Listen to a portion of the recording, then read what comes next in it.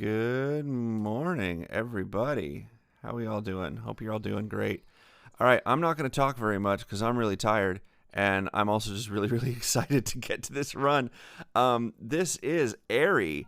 Eri is, in case anyone isn't super familiar with this game and its community, Eri is the current world record holder for Link to the Past any percent NMG.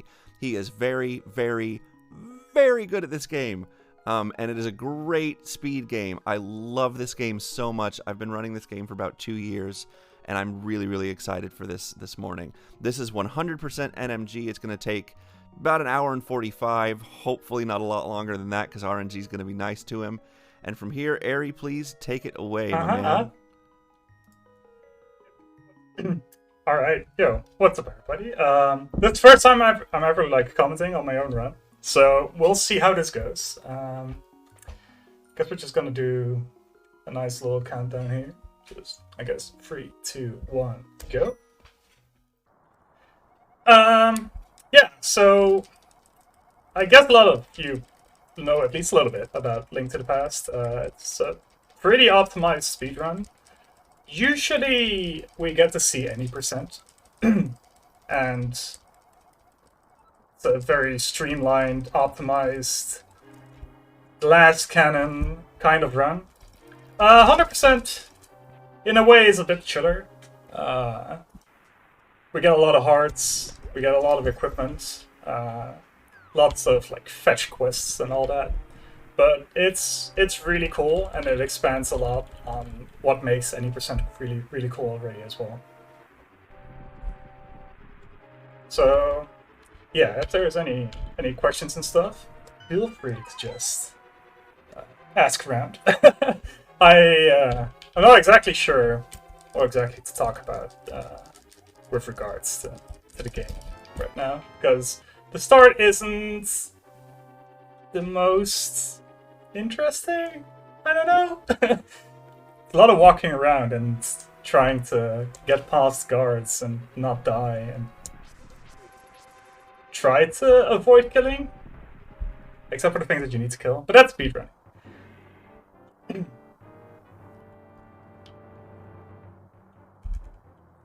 But yeah, like Octini said, the kind of estimate is around 145.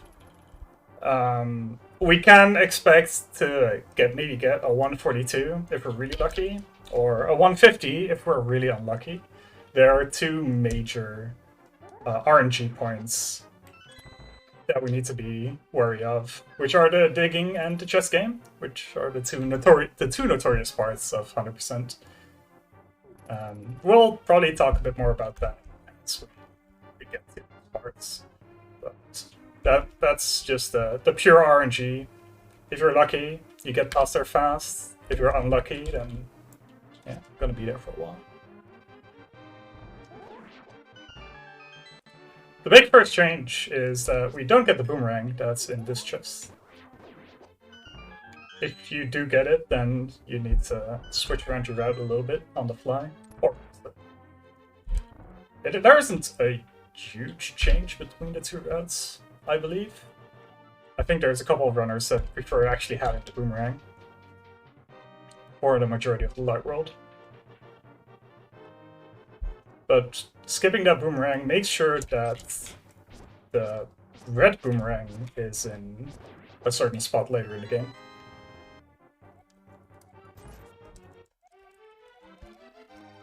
Alright, we rescue the princess a couple minutes in.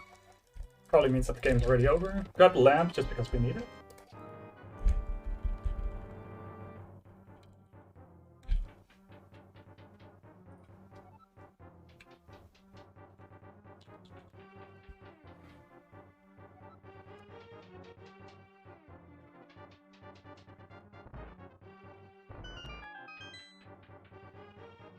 It's kind of interesting though that the majority of the route is pretty similar to what you would do in any percent. It's just you do so many things on the side that just really work out well. There aren't a lot of locations that really feel like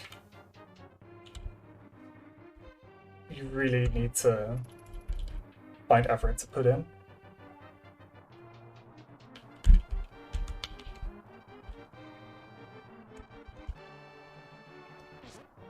Now, there's one major part of why the boomerang is actually really useful. Being able to stun those guards instead of having to slash them twice to kill them.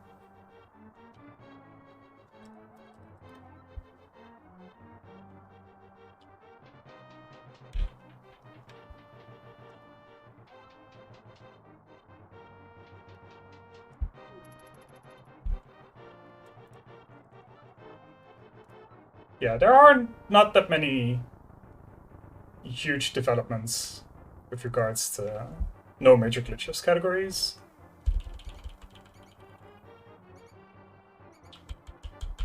So it's usually really minor optimizations.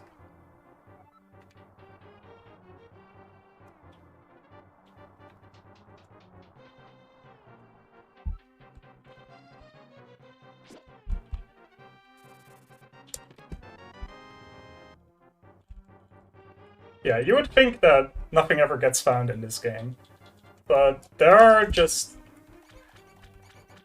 I guess the deeper that we go into the game, the more it feels like it's actually the really game-breaking stuff. So everything is for either restricted major glitches or for unrestricted major glitches.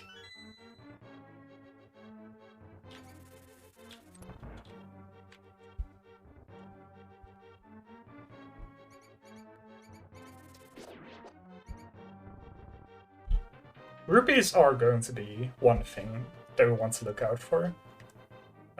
Manipulation of price packs is something that goes pretty unappreciated in this game, actually. There are a lot of small things that we can do to make sure we either skip or get a couple of drops. And being able to get arrows or rupees or bombs at a fortunate moment can really help you out over the course of a run.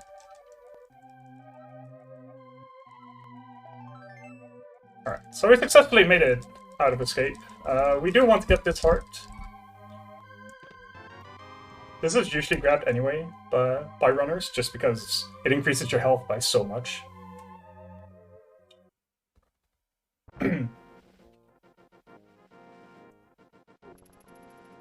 Yeah, the goal of this run is to get all 20, like 20 hearts capped out, and get every item maxed out on your inventory screen. So this does not include the bombs and arrows, the bomb and arrow upgrades from the Waterfall of Wishing, because that's just really tedious.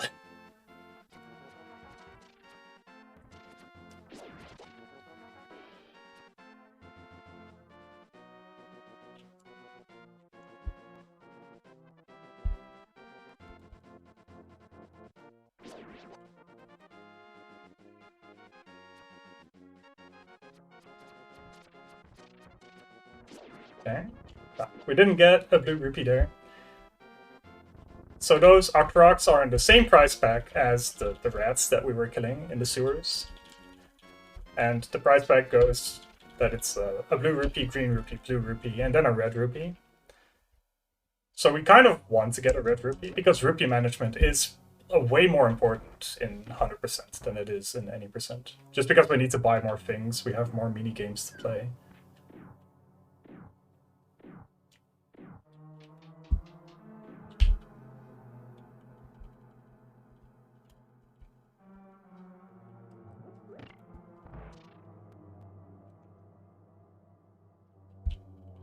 We also don't need the map and compass chests, which would be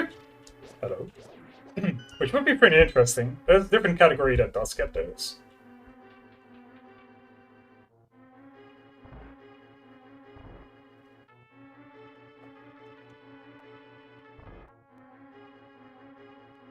Gonna grab an arrow pod here just to be safe.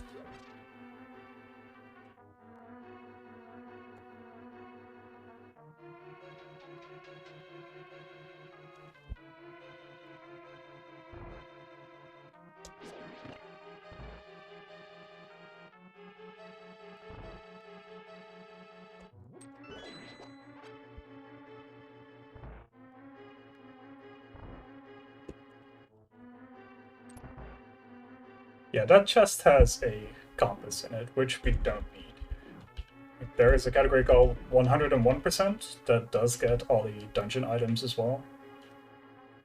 But it also maximizes the bomb and arrow count, which is very T.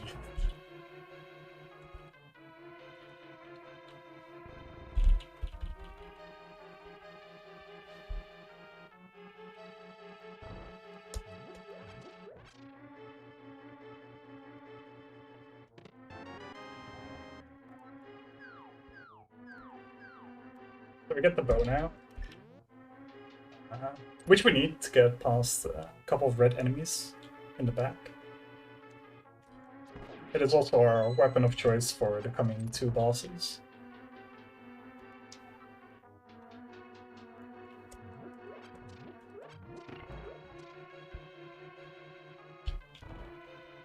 Because it's just a marathon run.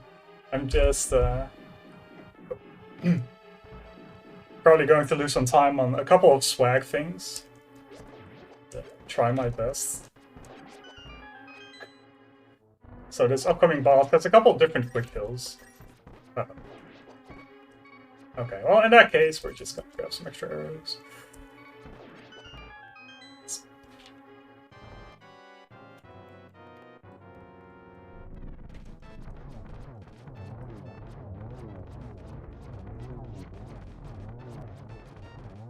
Wonderful.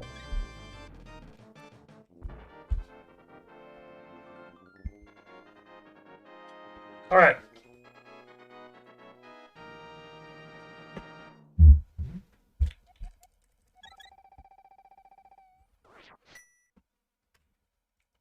That was actually pretty good, aside from the room before the boss. Now we get the best item in the game, and it's the item that probably makes the game just the best game ever. As long as we actually get to talk to Sahasrara. He's going to tell us about us needing the 3 different pendants from all the 3 different dungeons, and then we get to pull the Master Sword. But for that we also need these boots. And we're also going to steal some stuff from him. From the back of his closet. A couple rupees and some very important bombs.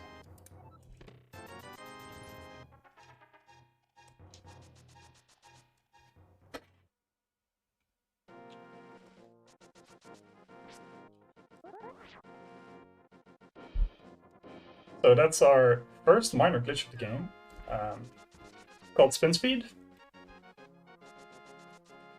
By tapping the dash button 1 frame after you release your sword spin, you get a permanent dashing speed once you come off the stairs.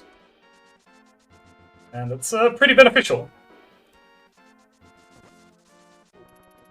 One of those Japanese 1.0 exclusives, which is a huge reason why we play on this version, aside from text being faster.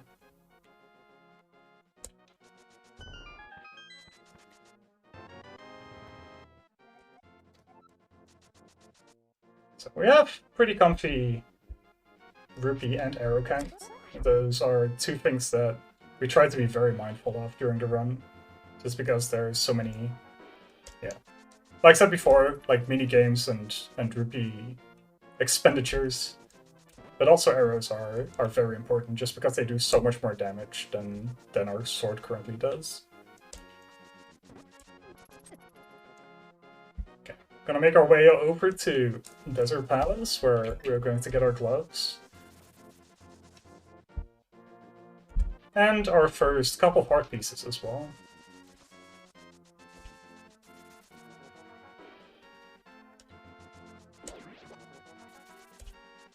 I personally play on a Super NT, which is kind of a... It's kind of a modern copy of the Super Famicom, I suppose, which has HDMI input, which allows me to just play it on a on an LCD screen. But it's practically the same.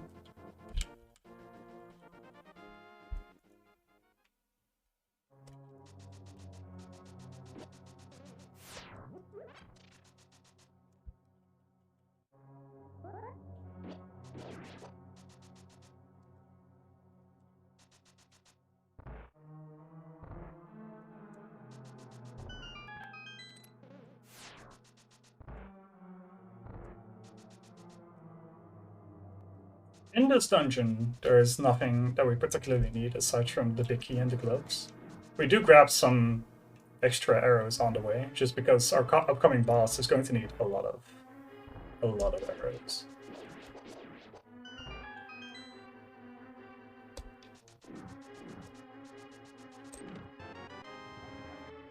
There's different couple of cannonball RNGs in there that can lose you a little bit of time, but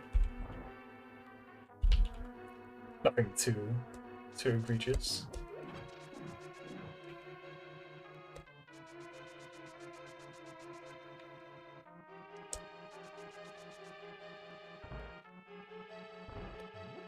Grab some extra rupees as well, just for safety's sake.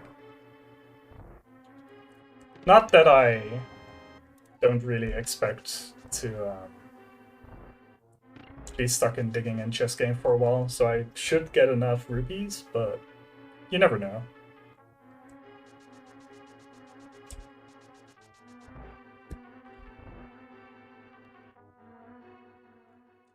Let's not forget to actually grab our heart piece here, which is number 1.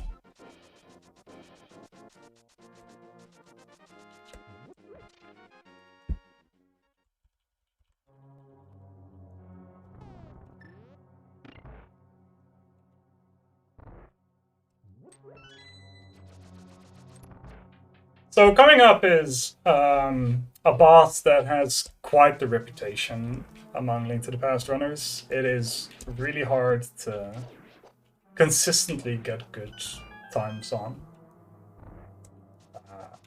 The first cycle is always pretty similar, but there is so much RNG and reaction involved with it that even I, as a top runner, still struggle with it at times. So, welcome to Lanmo. Right behind this door.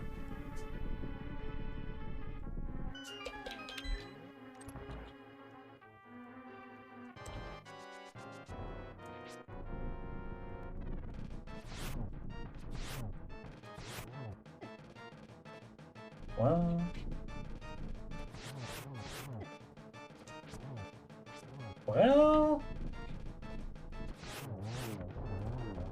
that's actually pretty good. The neat little tech that we did find is that you can actually menu during this while the pendant is falling, and then you're supposed to catch it. You're not supposed to actually let it drop to the floor, but, you know.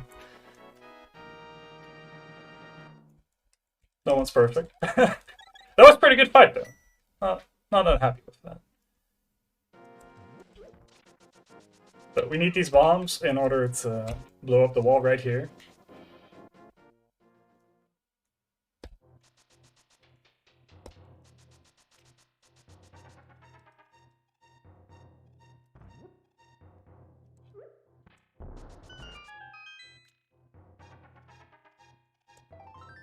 Art piece number 2. Let's see if we can get the clean dash here. Doesn't... no. I'm not even gonna try that.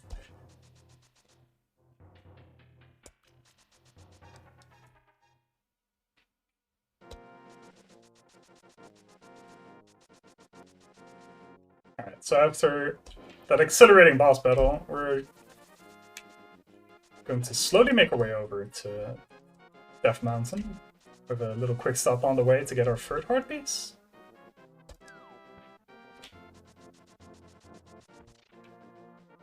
And on Death Mountain, we kind of have Black Thing number 2, which hopefully is gonna go right. Here we have fake flippers, actually, which we're not supposed to be able to swim yet. But by screen transitioning, we kind of override the check to see if Link has flippers.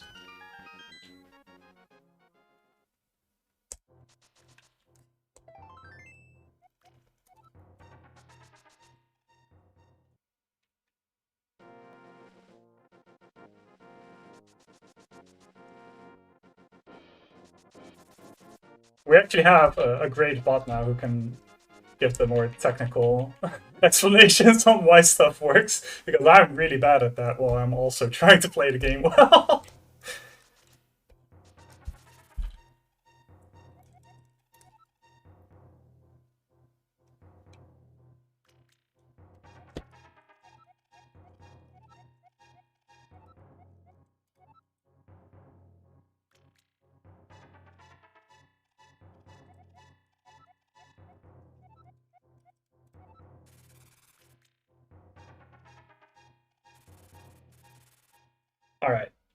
time for one of the worst screens of the game.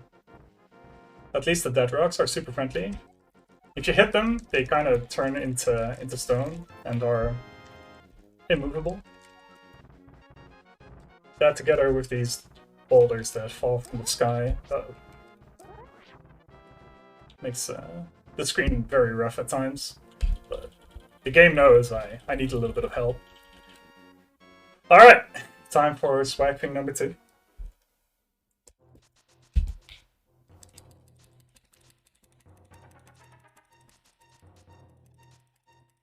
That was so sketchy.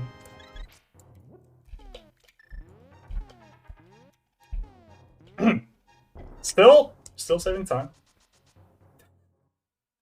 Work that.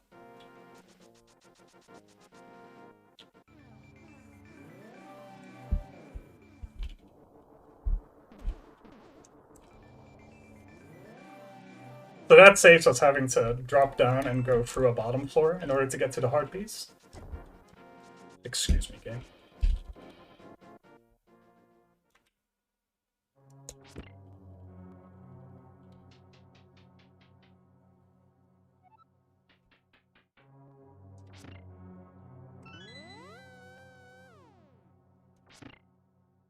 Right.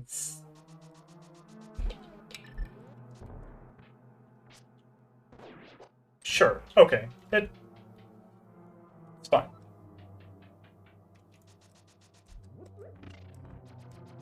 Here we utilize the fact that you automatically move to the next item in your menu if you've used them up, which kind of only applies to the bombs, I suppose. But if you don't have any bombs, it doesn't show up in your menu anymore. And that basically gives us a free menu to the lamp.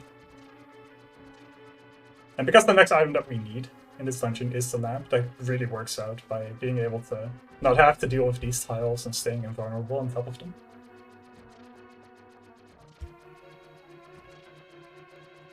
And with this pawn, we can just throw it at that last tile, open the door early. Just a nice mini optimization.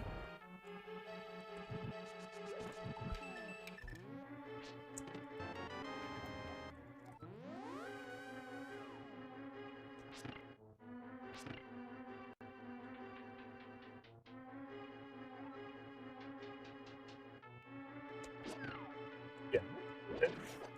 Such a good thing about this run that there are so many different playstyles in this run, and you can perform it at a really, really high level, no matter how you play it.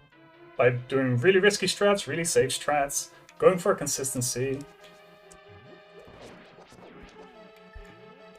It's really amazing.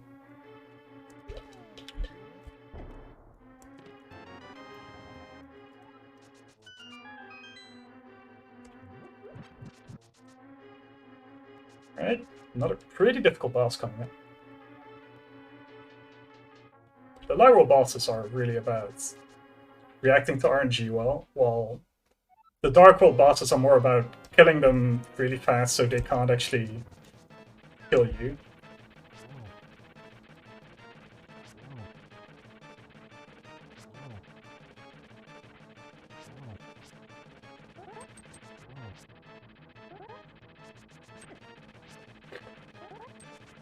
Excuse me. Okay. We're having some sketchy moments here, but it's all working out.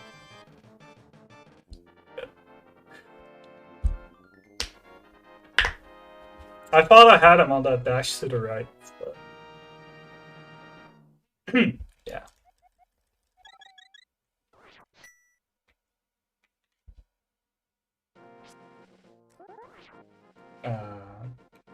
Okay.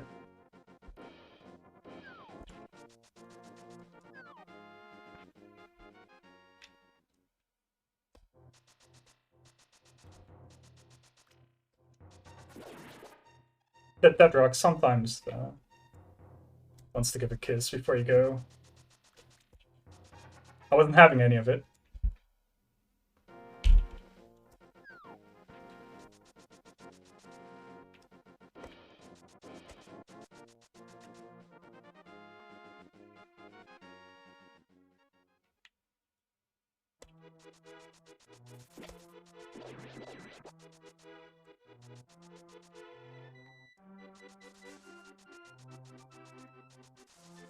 So we're gonna grab our Master Sword after we collected our 3 pendants, after which we can go defeat the evil wizard Aghanim. On the way back, there's still a couple of items that we need, though.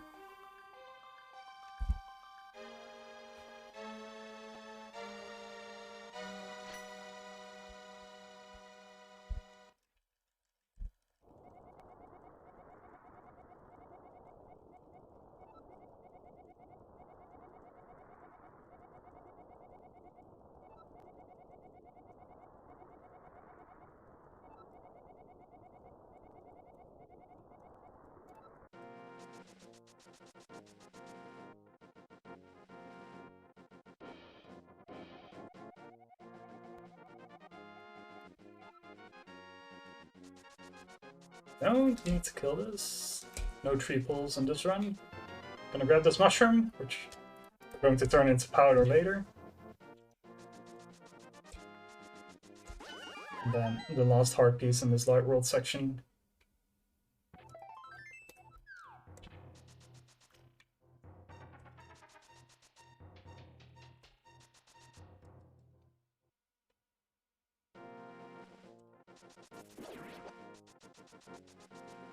I don't know about that, Octini.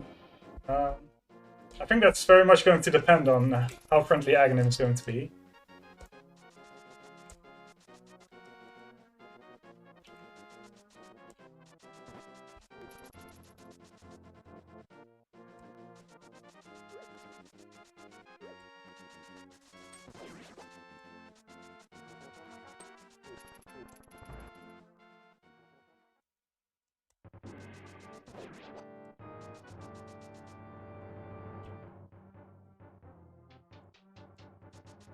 So I personally feel this part, or this dungeon of the game, Aghanim's Tower, is very underrated. It's really fun.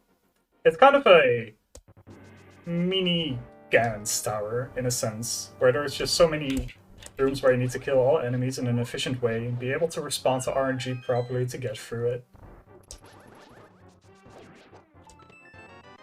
And it's like a couple of floors of just like a gauntlet of hard rooms.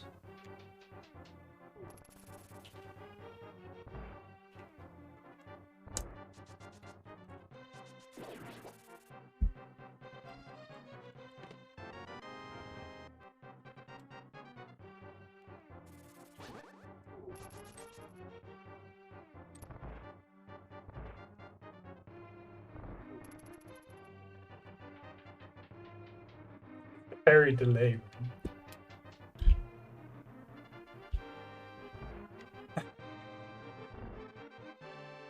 Right, so I guess I should explain that. The reason why we beam those guards and then dash through them is so we manipulate the price pack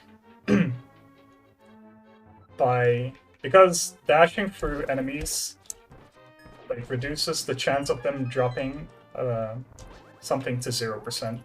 And that is, excuse me. Oh. Hello? What the heart? This, yeah, okay. Okay, that was a little awkward, but we made it through.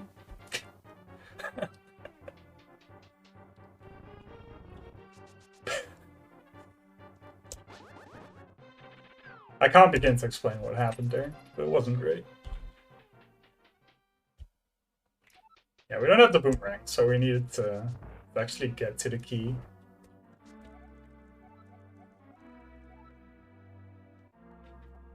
Against all odds, we're actually going into Aghanim faster than our PB. So,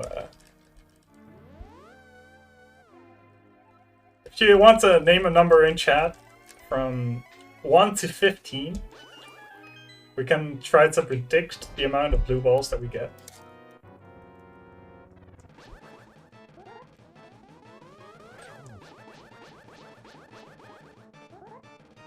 Three is the average. Or median, I don't know, maybe both.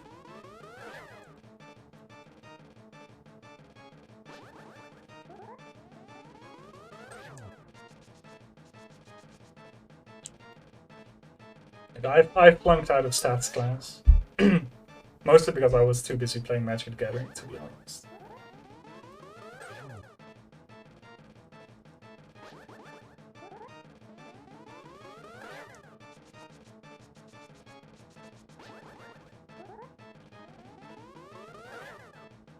Oh. 3 so far. Max of 7. Still max of 7. 8 is out, sadly. Yeah, exactly. Sadly, they didn't consider that to be a valid reason. Or to still give me credit.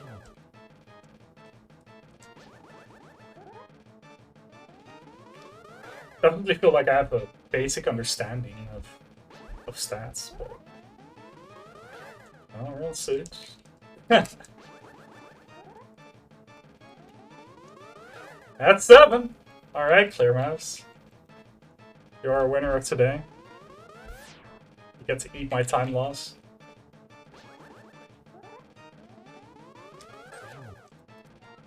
Nom nom nom nom nom.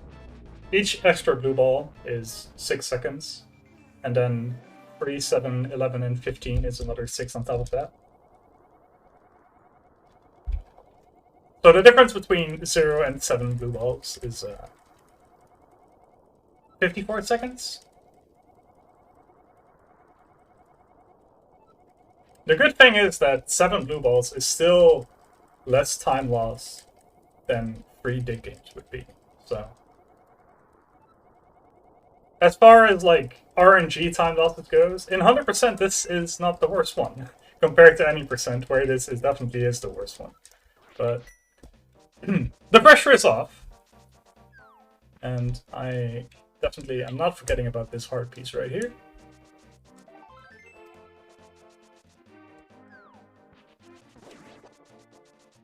The worst thing in the upcoming dungeon is actually going to be the amount of moves that I need to remember are different.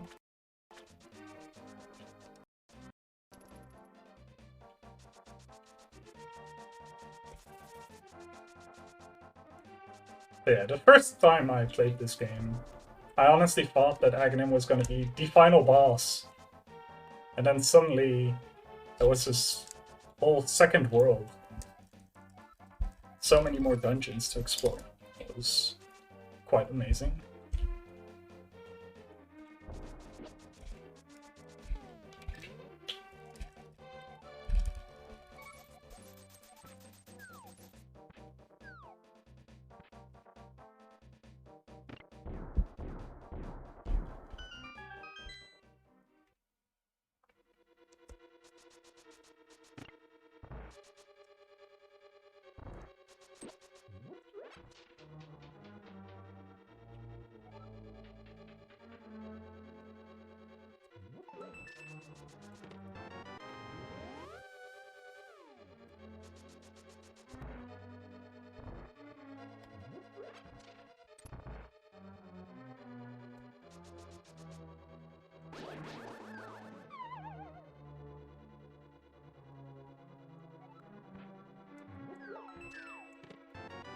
But there was one really cool trick in Battle's Darkness. It's usually just a lot of getting keys, mirroring back to the entrance so we can get the big key, etc. But our big goal of the dungeon is to get the hammer, which we use to get into the main portion of the Dark World.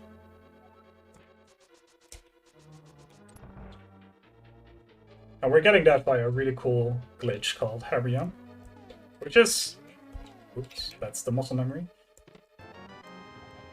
This is a really cool real clip. The bomb jump.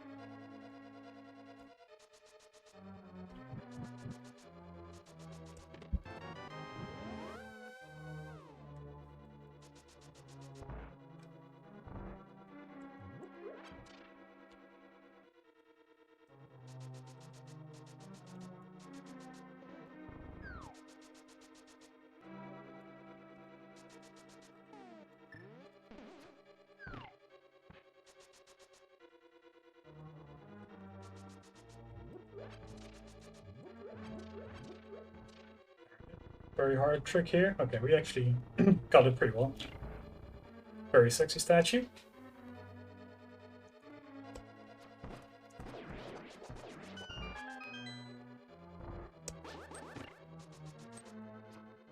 Yeah, I guess it's kind of hard for me to really... I hate feeling like I overstate how difficult some things are, because for me it's like just so much muscle memory. But there goes a lot of practice into being able to do a couple of these tricks fast, that's for sure.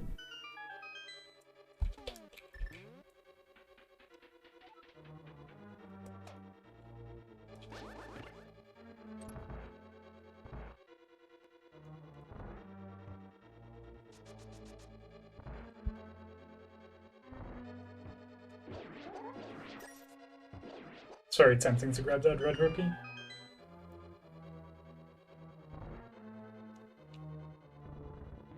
This upcoming boss definitely is quite a wall as well.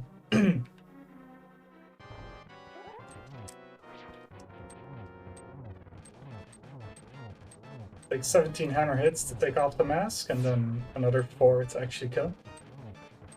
But it's deceptively difficult to actually get those dual hits in.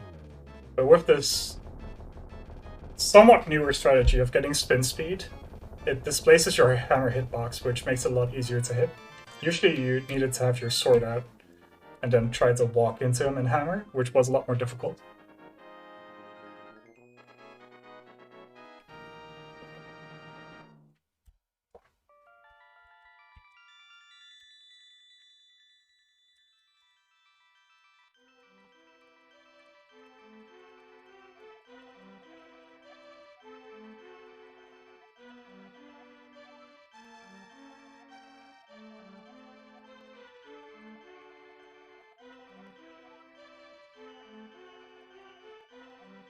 Yeah, other top runners just have been playing for so much longer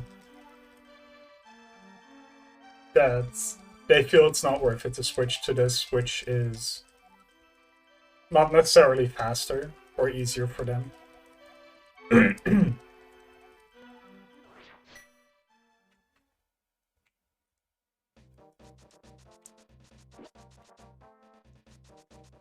So it's largely preference, but yeah, for newer runners, it just makes the fight so much more consistent, even if it's optimally a little bit slower.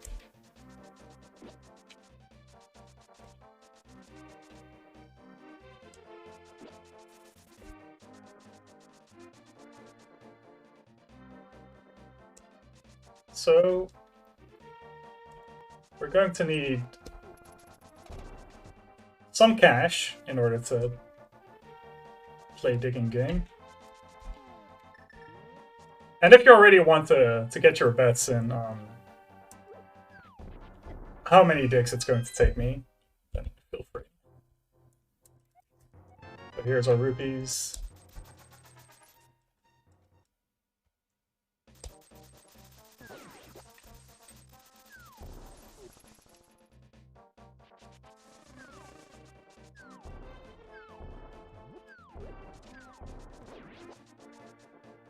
Oh, right. Item dashes. I completely forgot about that.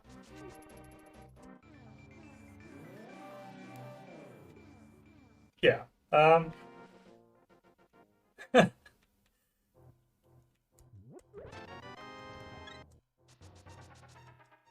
a really good commentator, I swear. Freeze your guess. We'll take that.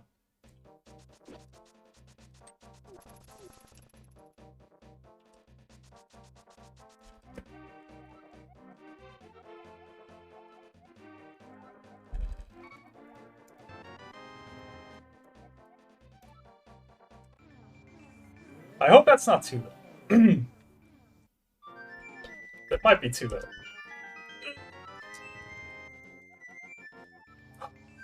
Saved.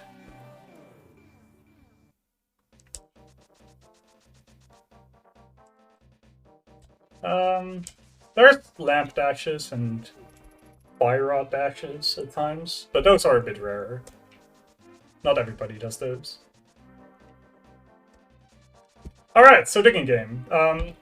There's 24 digs of nothing, and then we have a 1 in 32 chance of getting a heart piece in a dig. We have 30 seconds. So that usually means that we get like 36 to 38 digs, depending on how well we do it. We already clinked once, so that's a great sign.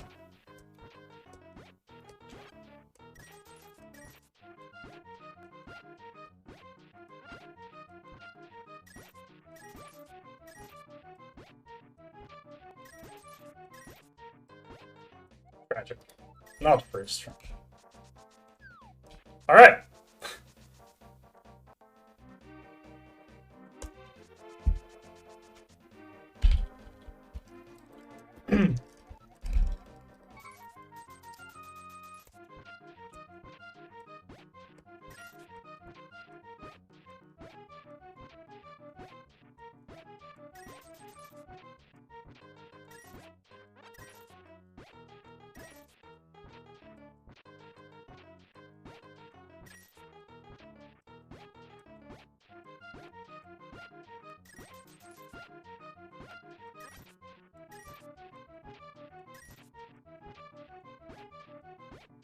A second try. That's the same as my PB. Alright.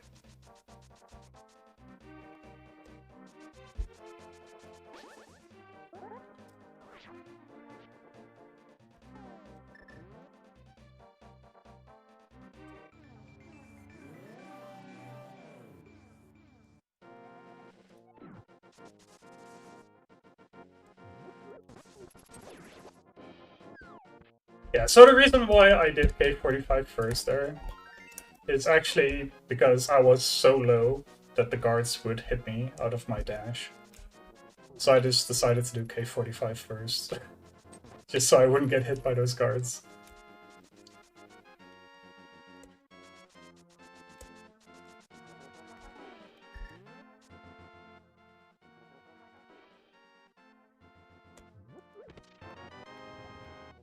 Our first bottle, which also allows us to get the bug net.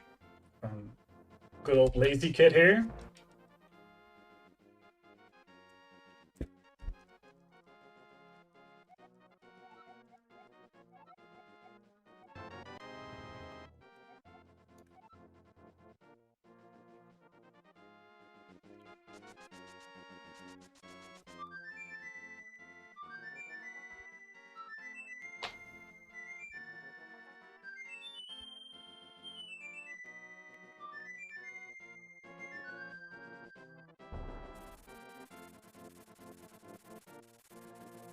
It's a little bit of a meme in the rando community that Sick Kid is actually just really lazy. And that's why he doesn't want to get out of bed. Gonna turn our mushroom in here. We're just gonna make some delicious powder. Soup powder. Goo.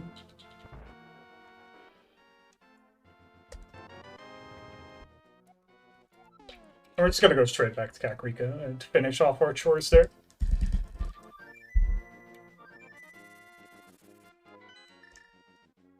We get our second bottle from Senor Bottle Vendor.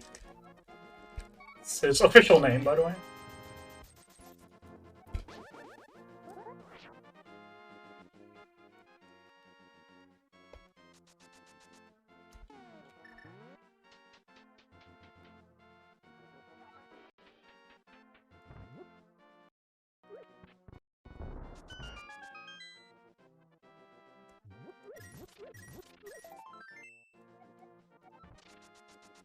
Okay. And one more hard piece here in Kakariko, and then we're gonna go to our next minigame.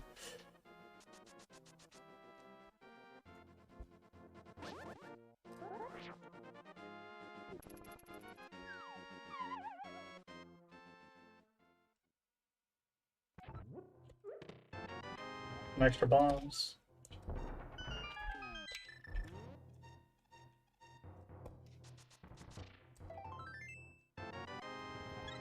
We should have plenty of rupees, unless we're really unlucky. We're just gonna assume that we're not going to be really unlucky.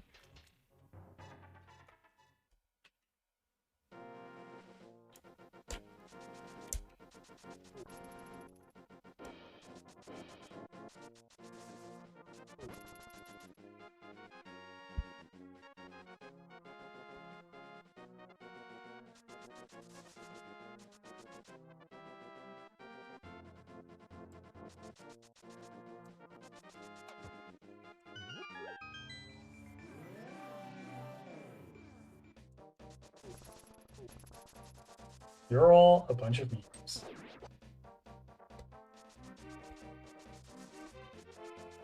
Alright, 1 to infinity.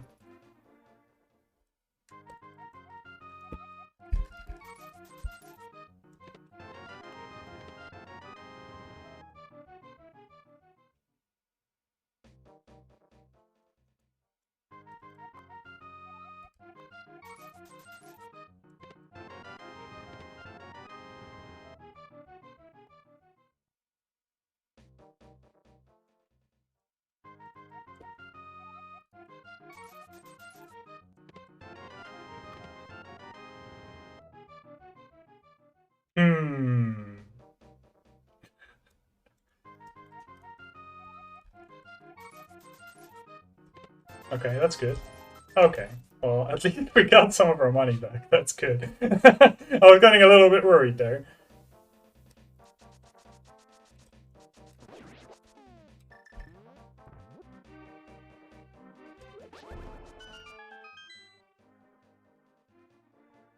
Now we're going to get our trusty red boomerang. Usually this would be 300 rupees, but since we don't have the blue boomerang, it's going to be filled with the red boomerang instead.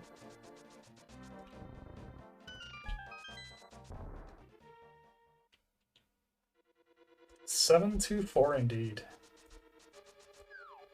It's pretty average luck. Not too unlucky, not too lucky. All in all, after that, we're just a little bit over a minute behind, which I really cannot complain about.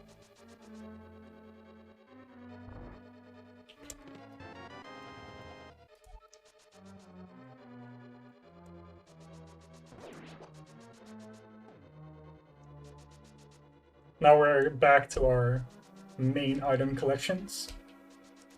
So first in Feastown, we're going to get our Titans, which we're going to need in order to upgrade our sword for the second time.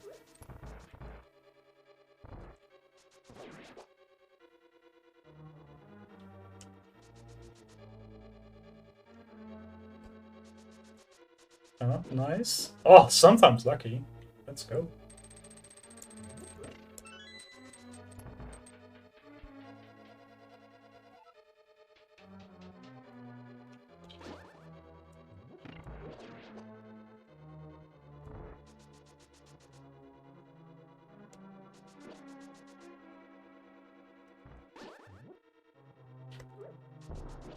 Our rupee count's actually, like, perfect. We have 4 rupees too many, which is about as good as it gets.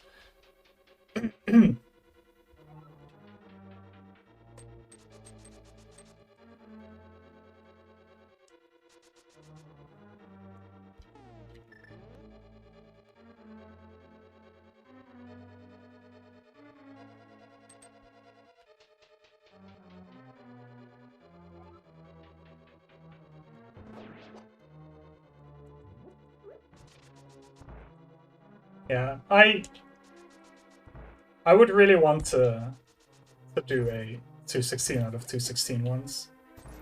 Okay, Ari. Usually don't just walk into enemies. So usually, there's like 216 item locations in the game. In vanilla, that's a little bit different because of the 2 great fairies, the waterfall fairy and the pyramid fairy. But it still kind of applies.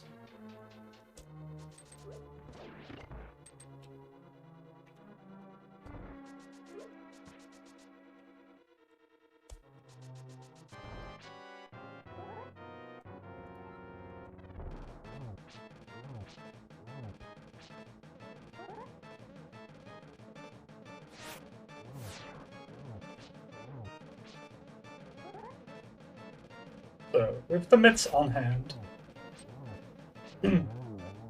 we have pretty much full access to the world now. which makes sequencing things a lot easier.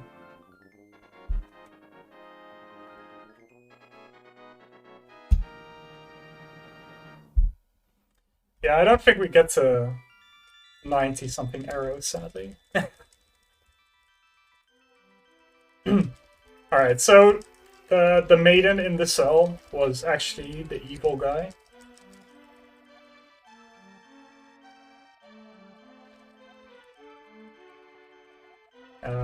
And they can't really handle light that well, which is why we needed to blow up the hole in the attic as well, so the light shines into the dungeon.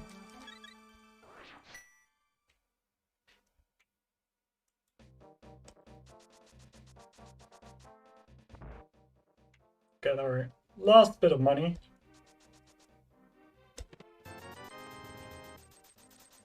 We need 10 rupees in order for the smiths to be able to upgrade our sword.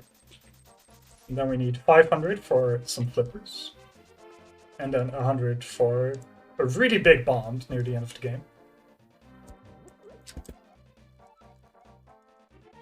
Now let's just hope that I sequence everything here properly, because it's been a while since I've done this.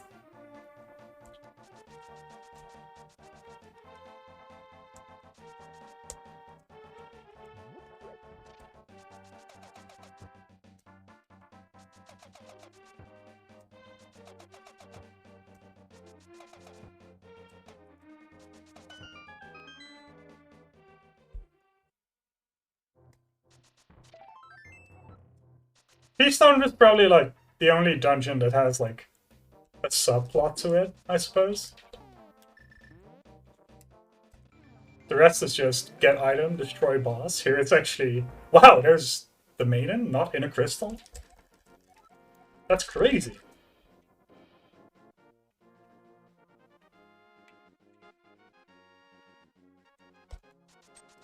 We're gonna turn in our sword. I rescued a dwarf from the Dark World, but they still want money for it. But I guess it's a discount. We need a screen transition in order to actually make sure that the dwarves are ready with the sword. So that's why we go into the Dark World and back.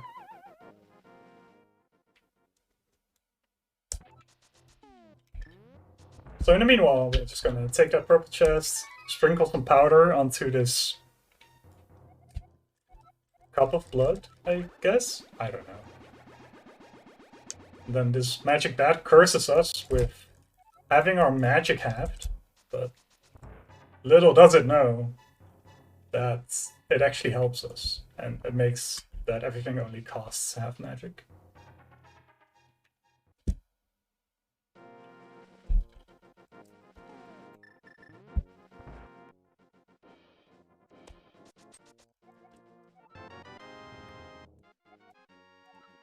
And we pick up a sword, which makes the game really easy.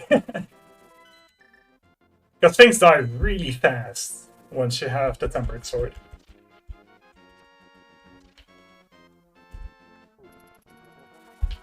Okay, let's see if we can do swag frame number 3. We did not. There's a one frame where you can press the flute in between the text boxes of the man, and that speeds up the bird animation a little bit.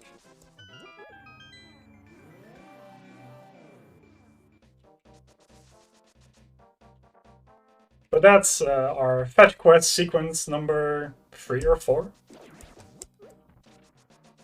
Now it's just go to Skullwoods, get the fire rod, finish Skullwoods.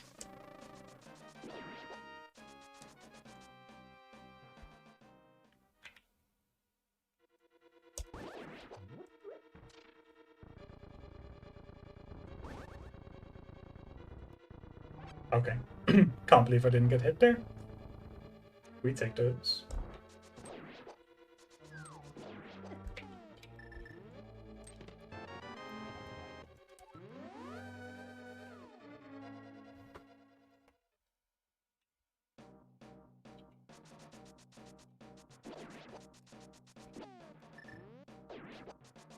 Okay.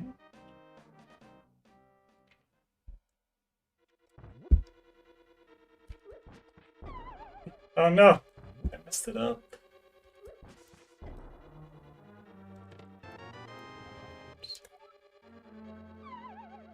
Not too bad. We still have plenty of bombs. We're just going for it, huh?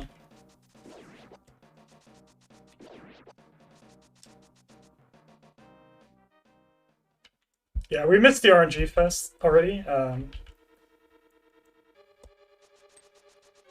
Pretty bad blue ball luck, but good other luck, I guess.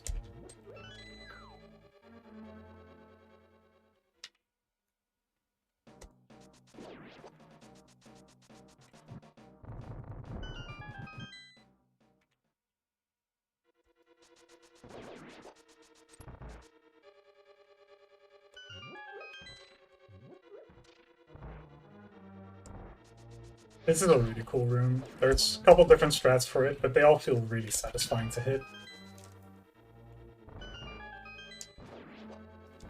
And this is one of those bosses where the longer it takes, the harder it gets, so we really want to kill Mafula as fast as possible. I'm sorry, my throat is in a state. So we get a double poke, try to get under him. Okay, that was not too bad. He was pretty friendly. We take those.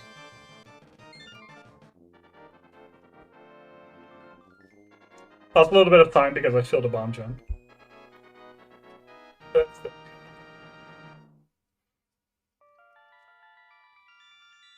Our next bit is pretty similar to how we do it in any percent. We just get the Quake Medallion, which we need for later.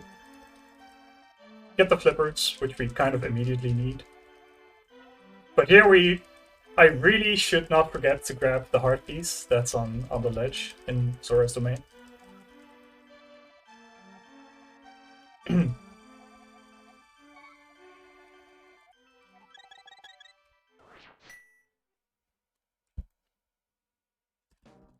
Yeah, if you're like on the top of the proboscis, it won't work. You need to be a little bit down. It's really silly, but it's a bit of a tighter window than it originally seems.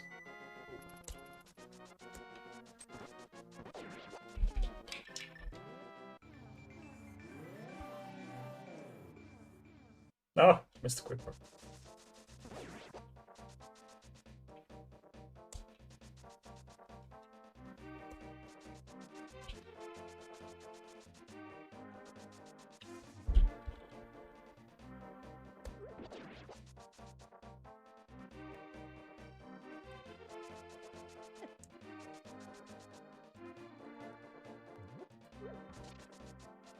I guess I had such good RNG.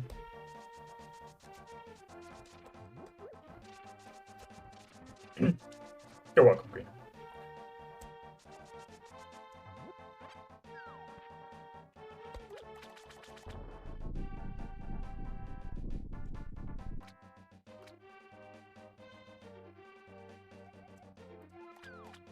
I only know the terminology because of this game.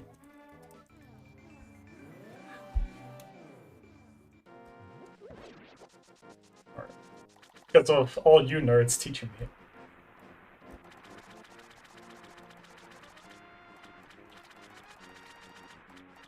We were pretty lucky to be able to refall our hearts despite getting hit on the overworld. Having beams and ice pallets is pretty important just because the strats without the sword beams are a lot more RNG dependent.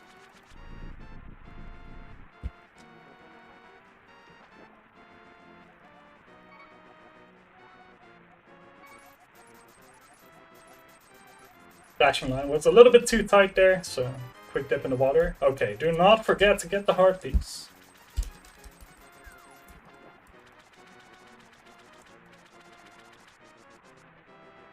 Saved.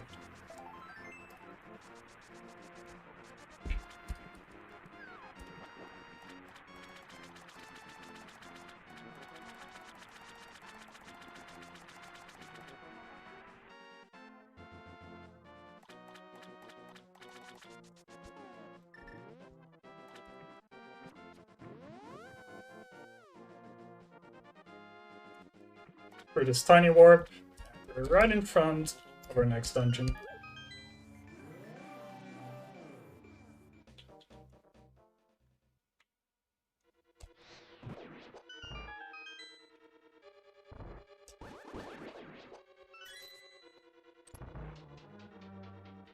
I would really like another bomb, just to replace the one that I wasted in Skullwards.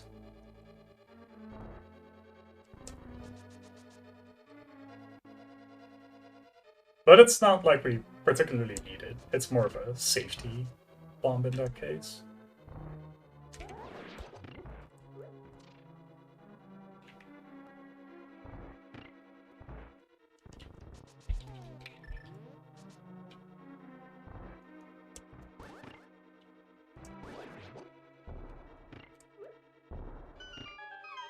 That was a little close.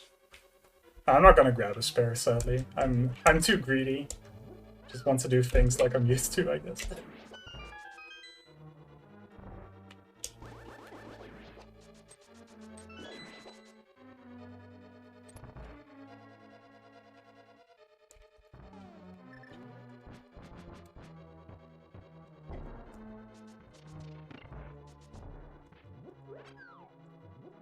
That was the Ice Palace Bomb Jump. It's probably the most important trick to learn at first when you're running this game.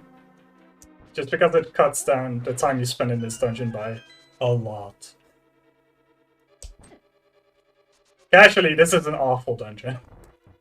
Unless you have the Cane of Samaria.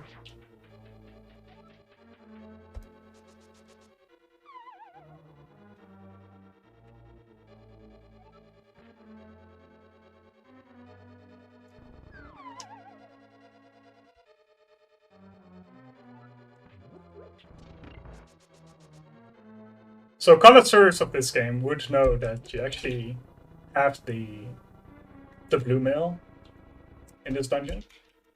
We skipped that because we decided that we do not need the intermediate items in these dungeons. As long as you immediately get to the end equipment, it's good as well. I've got some menu there. Not too much of a problem.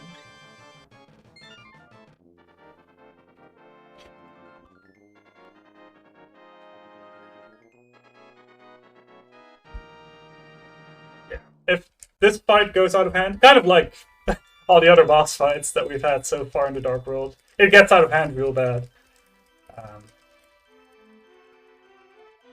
Guess it's kind of a redundant story, but you really want to keep it under control as much as possible. With Mothla, the longer it takes, the more spikes there are.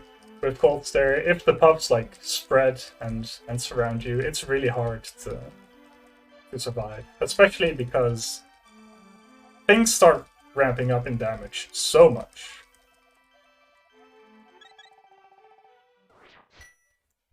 That's a great question, Spleevy. I'm not sure.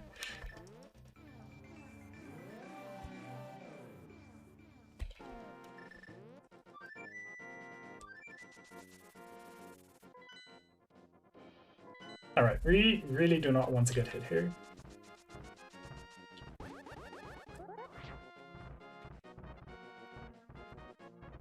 Okay, we're good.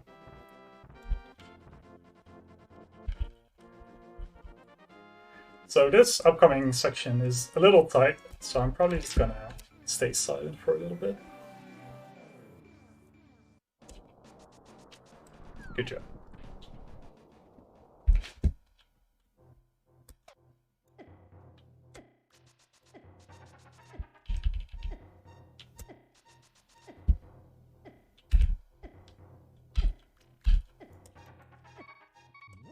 Okay, we're good. We're room to spare, actually.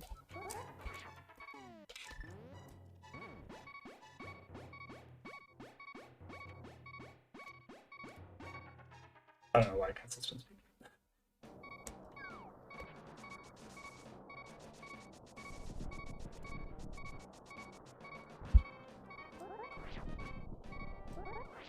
Can I please spin speed again? Yeah.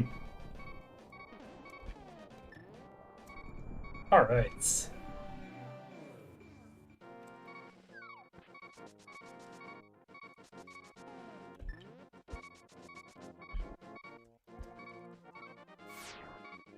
Yeah, that cave is a huge sweating point in this run.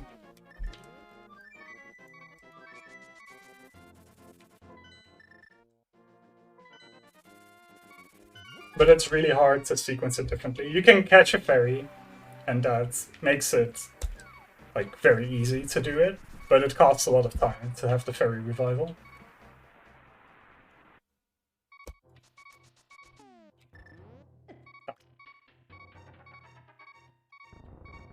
But here we get a very fortunate refill. And that's the beauty of this route. It all works out so well. We have exactly enough health to get through that. And then we get the refill right afterwards.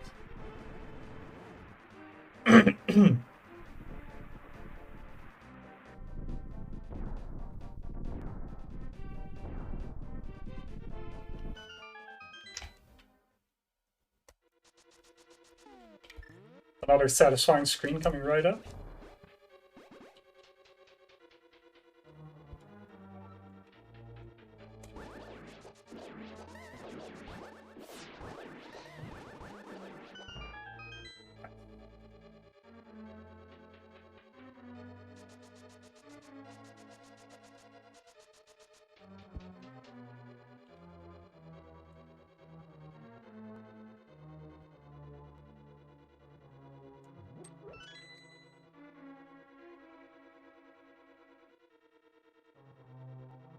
This dungeon is pretty straightforward. Get a key, go get the big key, get our dungeon item,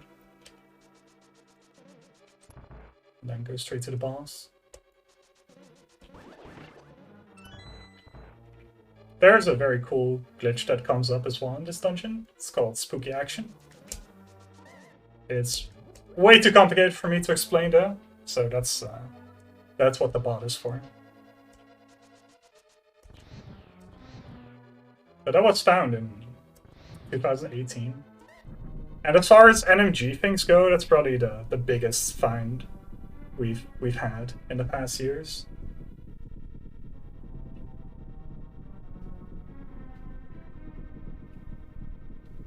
There was a lot of debate about Icebreaker and Diver Down, which we decided to put in the restricted major glitches categories. But those are very cool in their own right as well.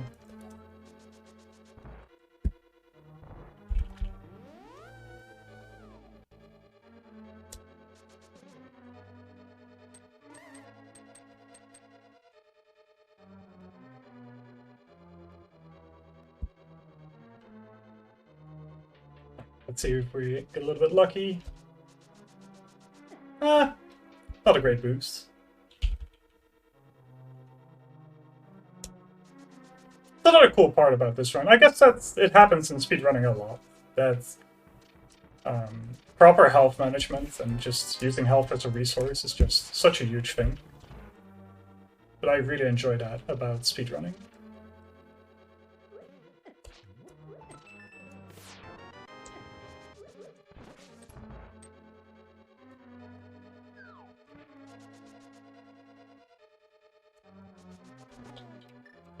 I knew my menus, I swear.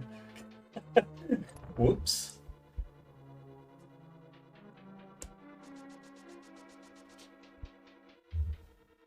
I forgot I didn't have an ice rod yet. So by tapping dash there before I place the block, we set up the spooky action properly. I had so much health that I could afford to. And then you hear the click right there, which means that the switch was hit. Here we actually get to see it in real time. Actually, I lied. Never mind. That was right in between.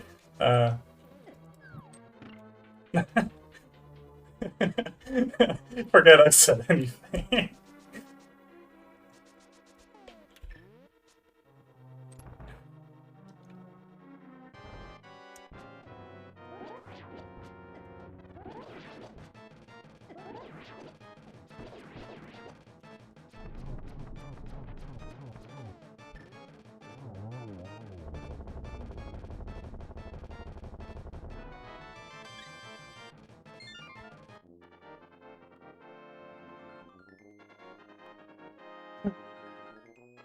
All right. So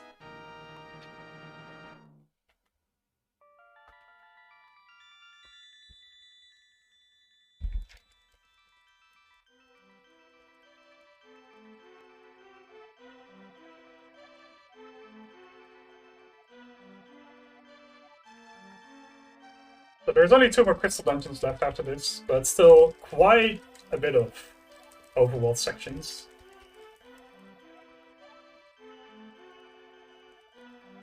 First, we're gonna grab a last art piece from the Maya area.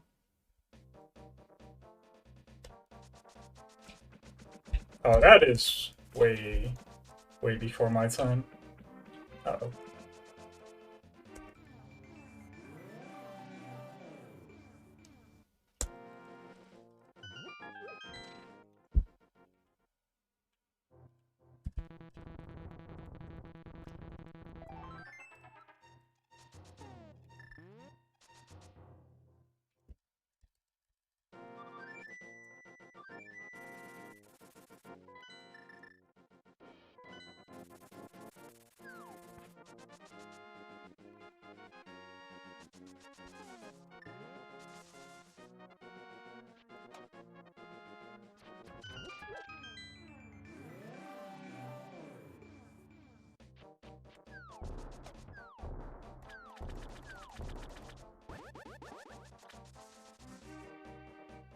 Also, Tini, I have a question.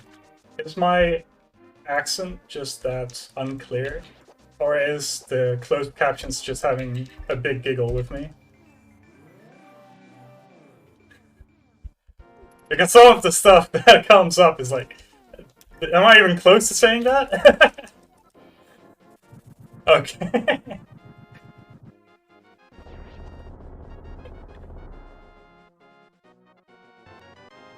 Nice arrow drop. It's amazing.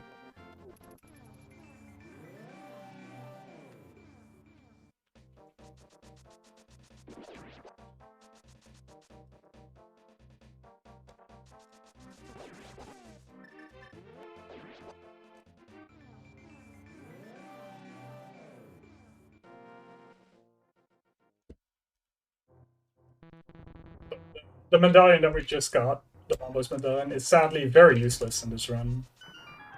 It's I don't know. I really like the idea of Bombos just exploding everything and setting everything on fire, but we just never use it.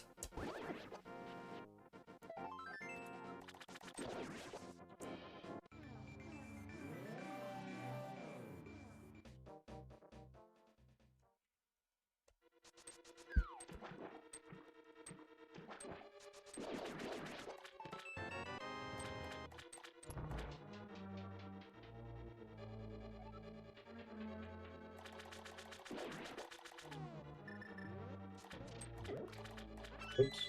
Whoops. Okay.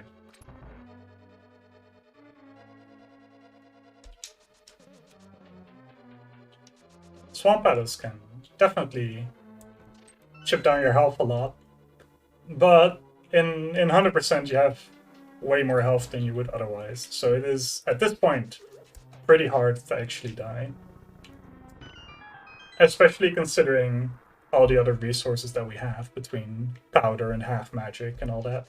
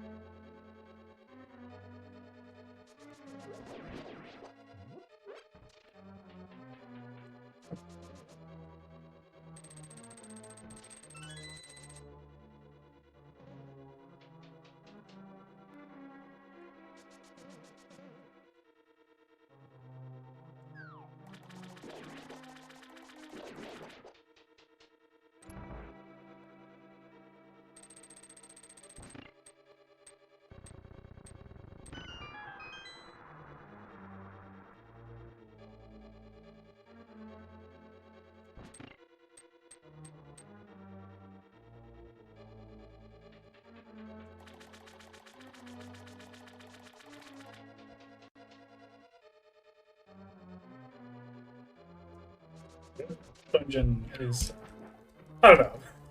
I find it a little boring personally. There's not a whole lot going on. It's just a lot of RNG, trying to avoid enemies as much as possible. The boss has a very cool quick kill though, and I hope to be able to show that off at least.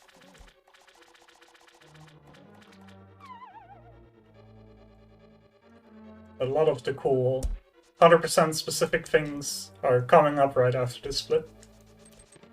Just very cool overall movement.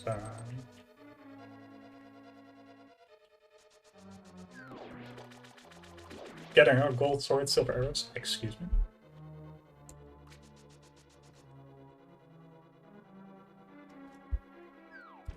Yeah, Link at this point is definitely quite overpowered.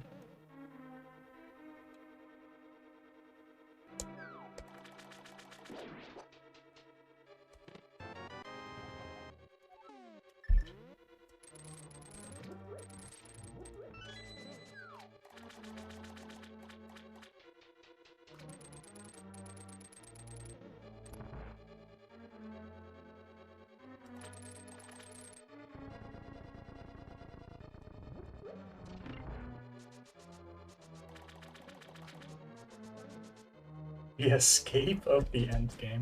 I guess, yeah.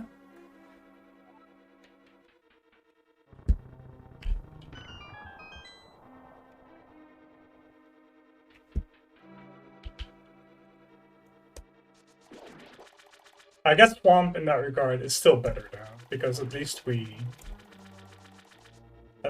do have boots.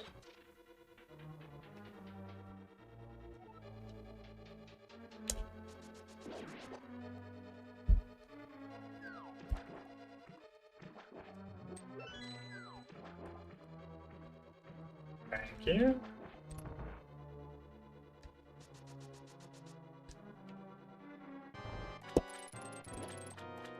Uh-oh. Yeah, that didn't go well.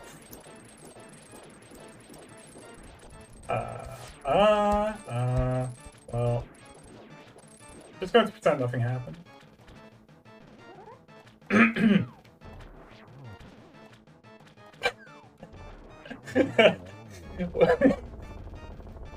Oops. We'll fix it in post, yeah, exactly. We'll just pretend that it happened.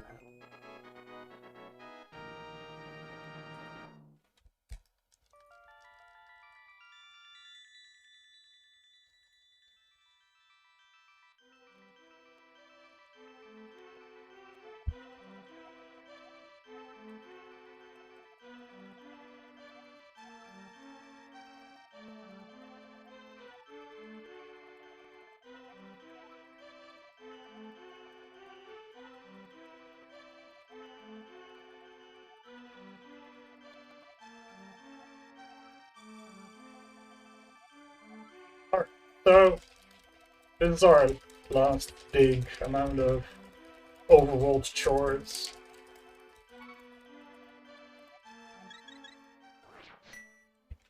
Because there's a lot more of these sections than I originally thought. It's a nice balance of dungeons and overworld in this category.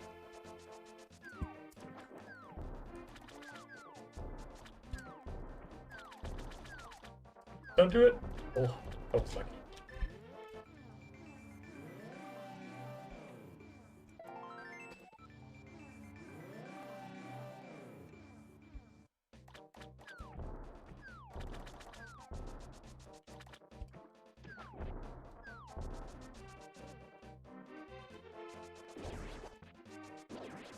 Excuse me. Okay. Guess taking a big dive was a little bit too scary for Link today. Time for our last bottle.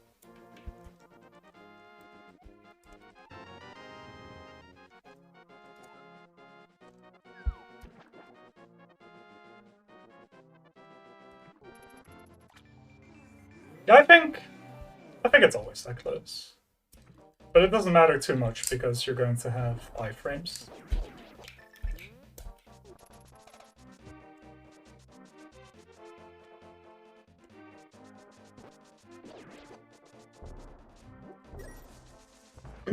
Whoops.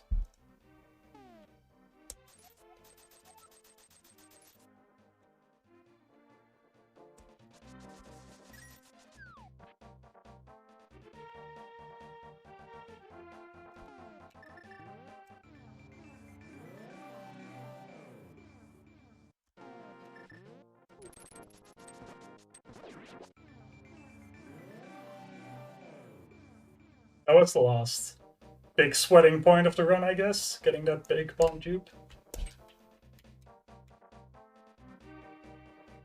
By either mirroring or screen transitioning, when the timer is on 0, the bomb actually appears next to you. But it's a window of like 12, 13 frames, so it can be a little tighter than you originally expect.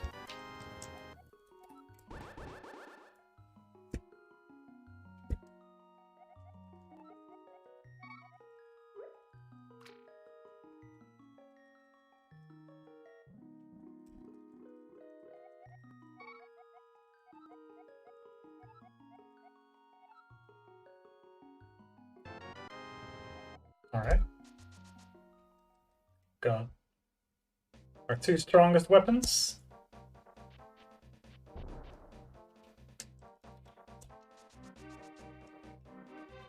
It's time for some more cleanup.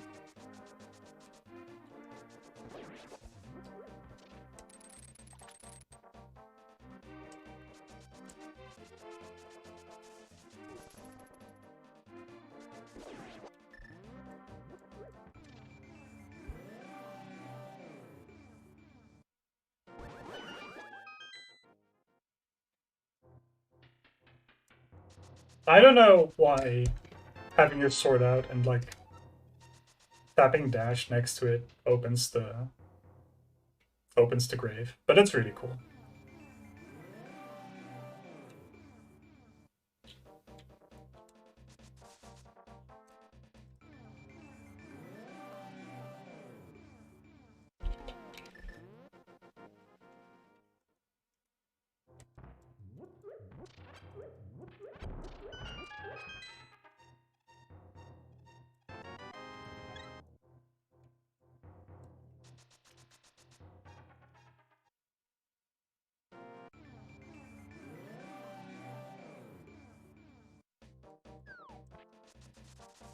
I don't know why I wanted to bonk into that.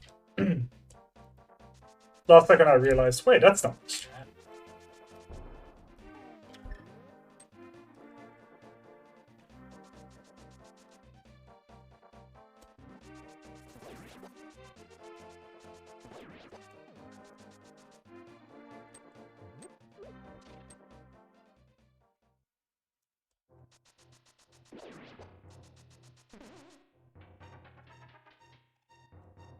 Again, the routing just works out so perfectly.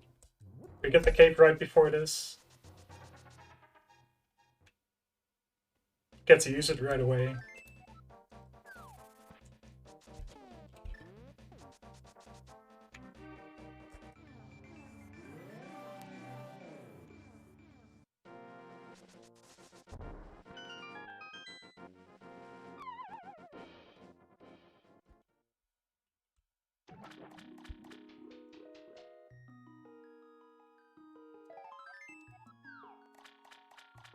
Now it's time for the last item, the ice rod.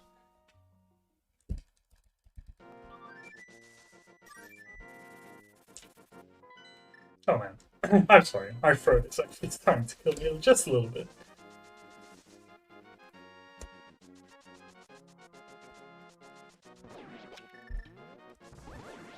Uh-oh, please. That was close.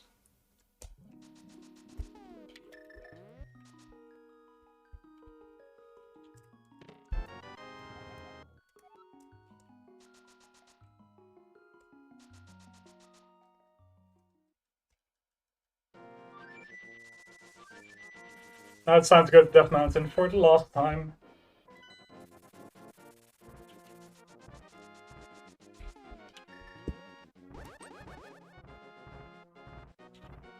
I tried. I had to go for it for Matt7898, our newest member of the 124 club. He loves going for what we call the Waffle House drive-thru. It's an amazing strat, really underrated.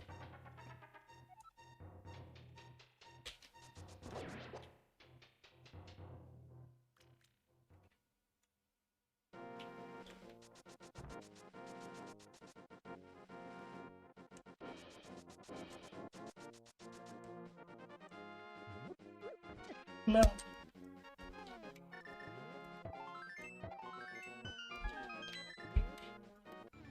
Huh. Very free.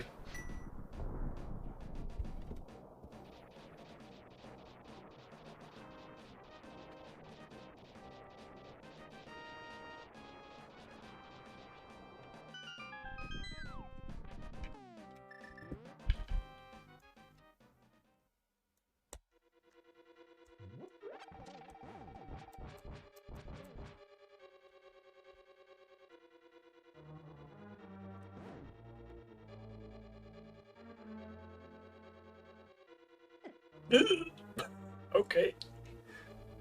That was a little sketchy.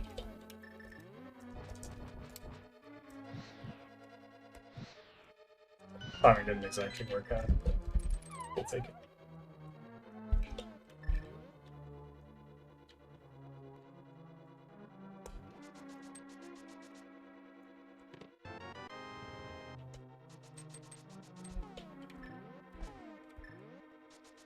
Oops.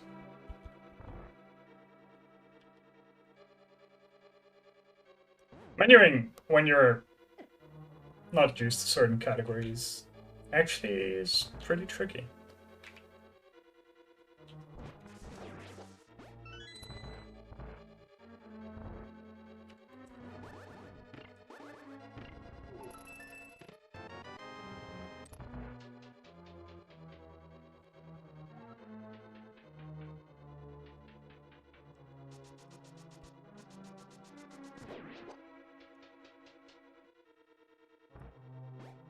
Yeah, so somehow this dungeon kind of feels a little Mario inspired with the pipes, the pokies, the chain chomps. I don't know if there's like any like legit documentation on what they wanted this dungeon to be, but it's pretty funny.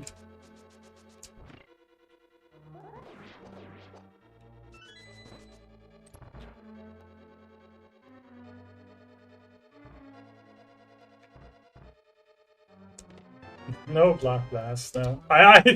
There's a couple strats that are too hardcore for me. I'm really bad at some of the Samaria-based strats.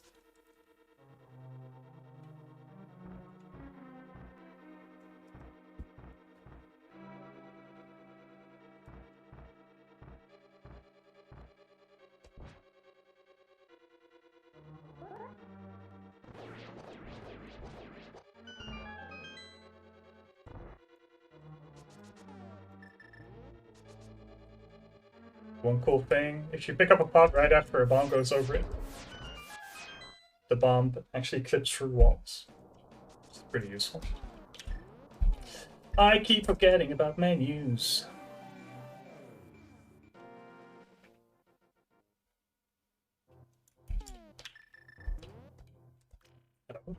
Oh. I spent so long practicing this.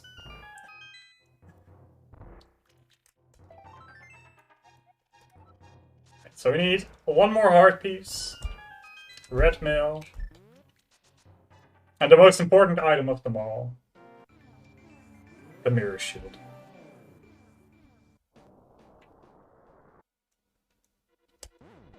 To me, anyway.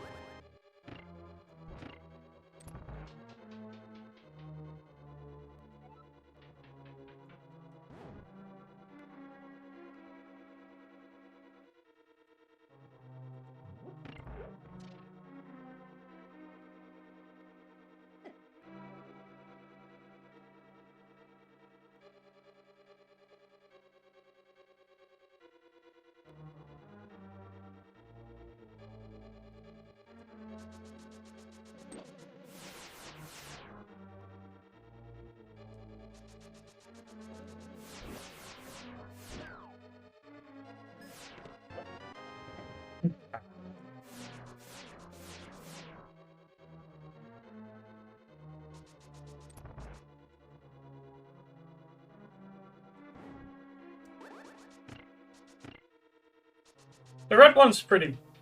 Pretty.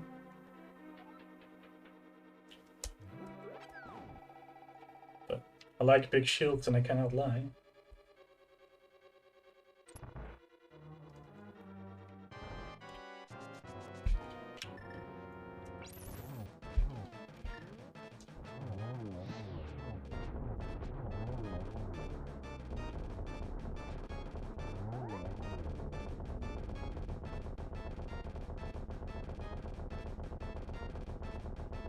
The one cool part about 100% is that with the gold sword, you can actually get a 0 cycle on Trinex, which is otherwise impossible. So that's another layer of difficulty to the fight.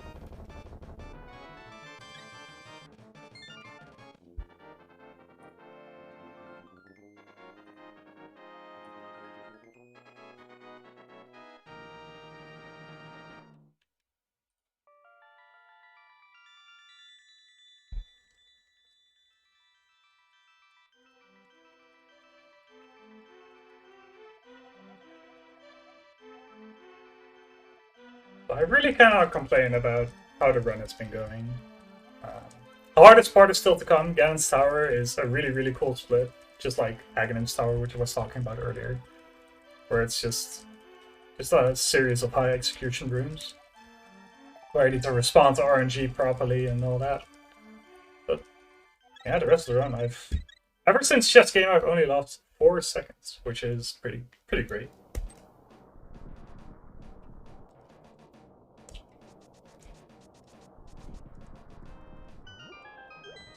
Please throw the rock.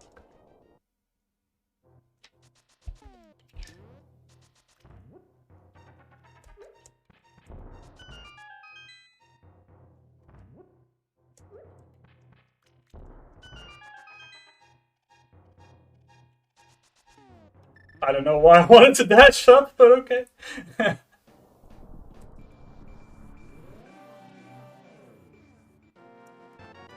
Alright, we're in 20 hearts. We can retire now. Just need the red mill. I need everybody to remind me to not forget red mill.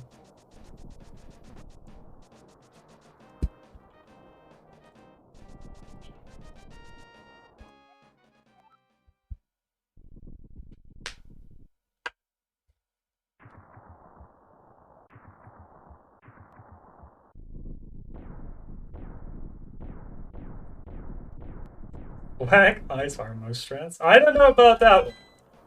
It's one thing I have yet to learn, sadly.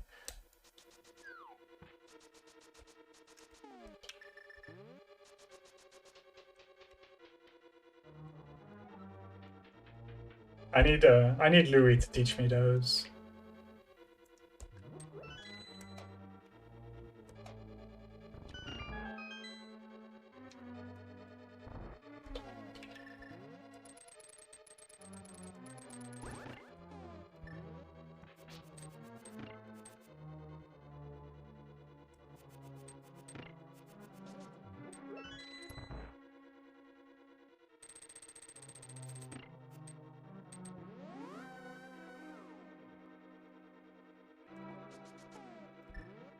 No.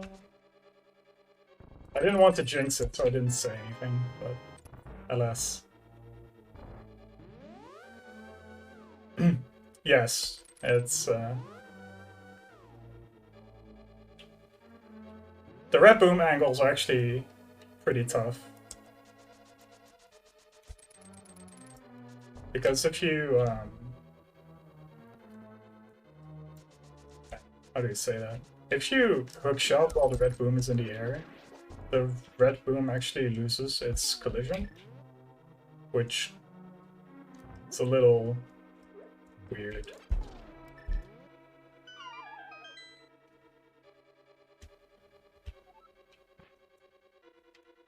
So I don't know any cool strats, so I just do something very improvised.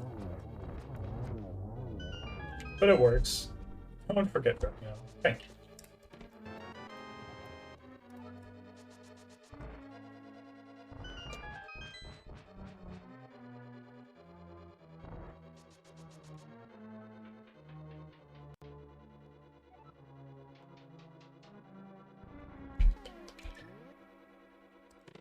Alright, we're completely decked out. We get to climb Gan's tower in our full glory.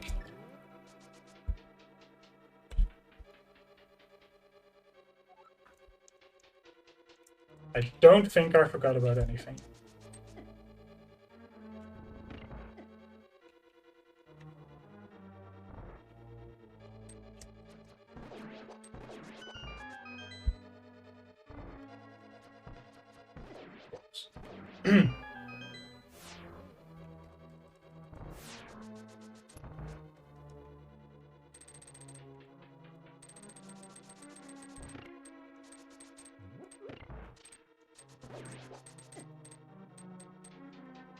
Okay, I guess I'm rusty on that strat. I didn't want to do the other one because I think it lags too much with the silver arrows. But I wasn't sure.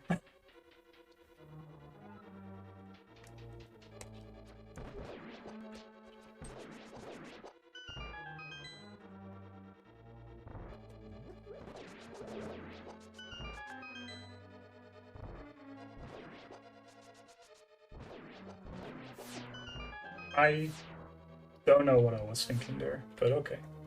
It kind of worked out, I guess? No! YOLO. No. No! Okay. This is fine. This is fine.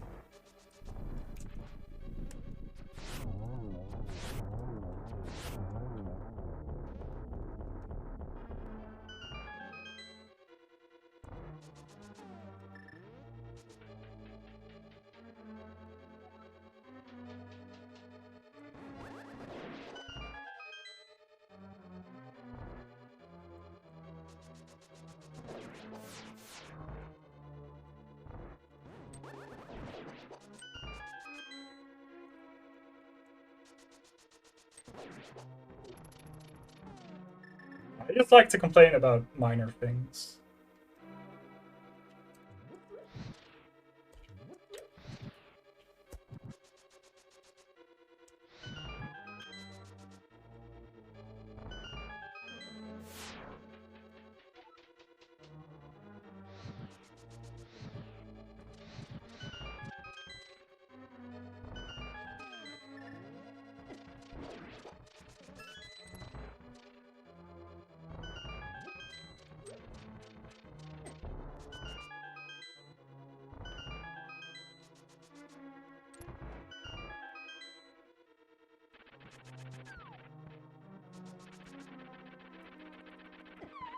I saw him going to me and I still wanted to go for it. I was a little greedy, maybe.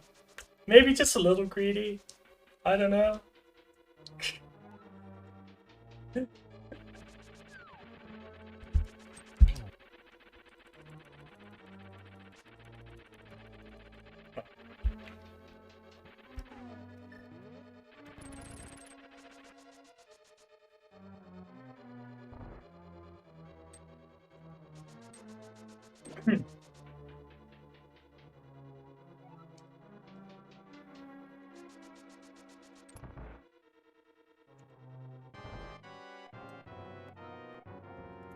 It's just comfort.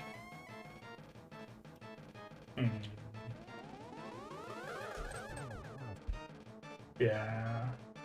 Knew it was bad.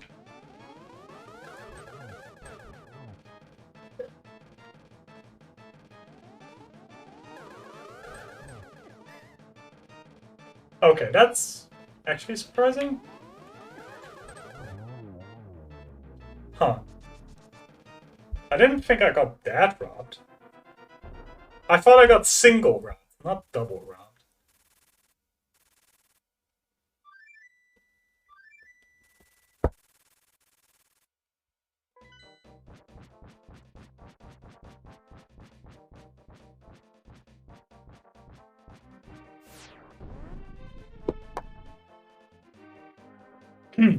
Alright, so it's time for the big pig.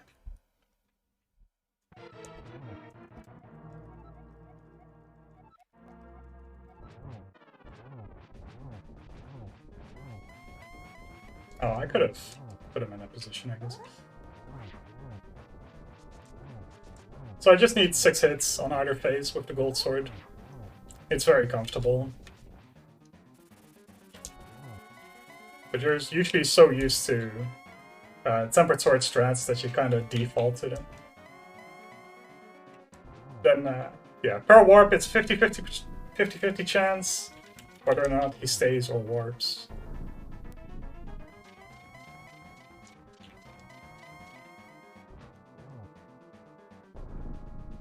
So 4 warps is kind of the average.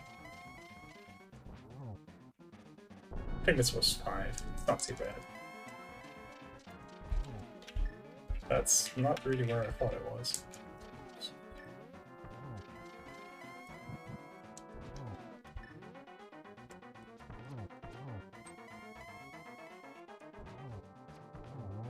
Alright.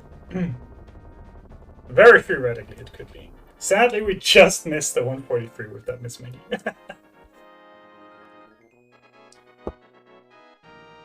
But, very nice run nonetheless. Yeah, thank you all for watching and hanging out on this really cool run that sadly gets a very bad rep because of the RNG involved. But so much of the overworld travel, so many of the screens that you don't usually get to see because of how streamlined any percent is. Yeah, kind of gets lost without Hundo.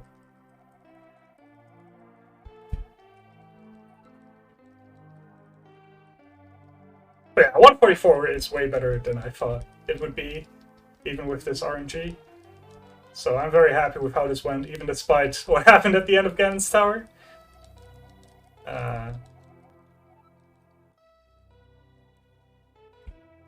Yeah, if you're interested in anything regarding the run, be sure to join the Link to the Past Discord. It's tons. The community is just great, and there's tons of people willing to help out and just share their knowledge. I wouldn't be where I was or where I am without like a huge chunk of those people.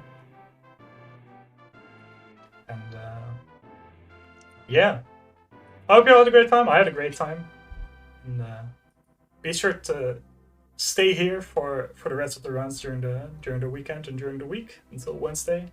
I think next up is Hotline Miami, New Game Plus by Jackal at 2 p.m. CST, so that should be in 2 hours, if my time zones aren't completely messed up. I think we've got a 4-hour break now. And then, yes, Hotline Miami is coming up next. 4-hour break, yeah.